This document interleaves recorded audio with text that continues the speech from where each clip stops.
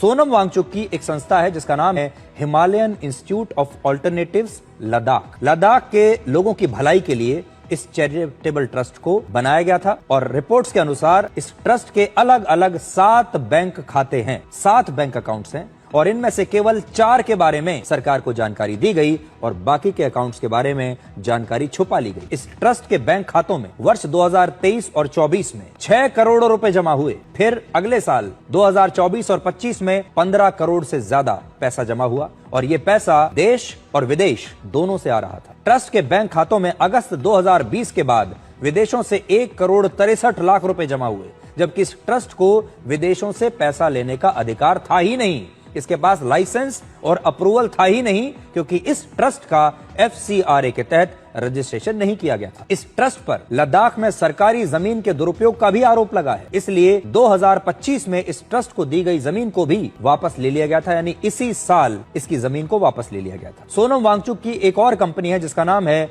शेशियोन innovations private limited. नाम बड़े अच्छे अच्छे रखते हैं ये। अब इस कंपनी के बैंक अकाउंट्स की डिटेल्स देखिए। इस कंपनी में दूसरे ट्रस्ट से 6.5 करोड़ रुपए ट्रांसफर किए गए, यानी इन्हीं का एक ट्रस्ट है, इन्हीं की एक कंपनी है, इनके एक ट्रस्ट से इनकी दूसरी कंपनी में 6.5 करोड़ रुपए ट्रांसफर हो जाते हैं। यानी पैसा लेते हैं ट्रस्ट में और जो लोग देने वाले हैं उसमें 2 प्रकार के होंगे। कुछ लोग ये सोचते होंगे कि हम NGO को दान दे रहे हैं, डोनेशन दे रहे हैं लद्दाख के लोगों की भलाई के लिए, और कुछ टूल किट वाले भी होंगे जो विदेशों से पैसा भेजते होंगे कि आप ये पैसा रखिए और वहां युवाओं को भड़काइए, वहां पर हालात को अस्थिर कीजिए। अब ये पैसा सोनम वांगचुक ट्रस्ट में लेते हैं और फिर अपनी प्राइवेट कंपनी में जमा कर देते हैं। यानी ट्रस्ट में जो ज्यादा पैसा आ रहा था उसे सोनम वांगचुक अपने पर्सनल कंपनी में ट्रांसफर कर रहे थे। ये कंपनी उनकी पर्सनल कंपनी है, तो ट्रस्ट का पैसा उनकी कंपनी में जा रहा है और इस कंपनी के भी 3 बैंक अकाउंट्स हैं, लेकिन सरकार को केवल 2 की ही जानकारी दी गई। सोनम वांगचुक के पर्सनल बैंक अकाउंट में भी विदेशों से पैसा आ रहा था। जांच के दौरान यह पता चला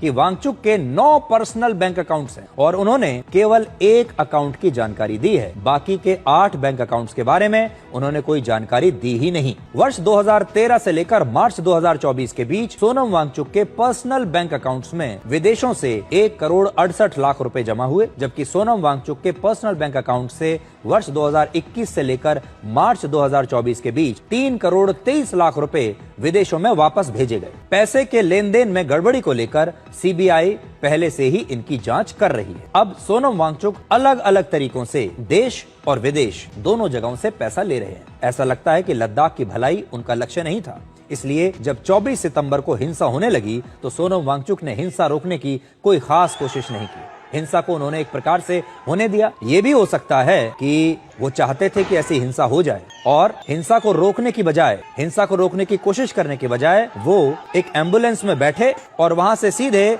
अपने गांव चले गए।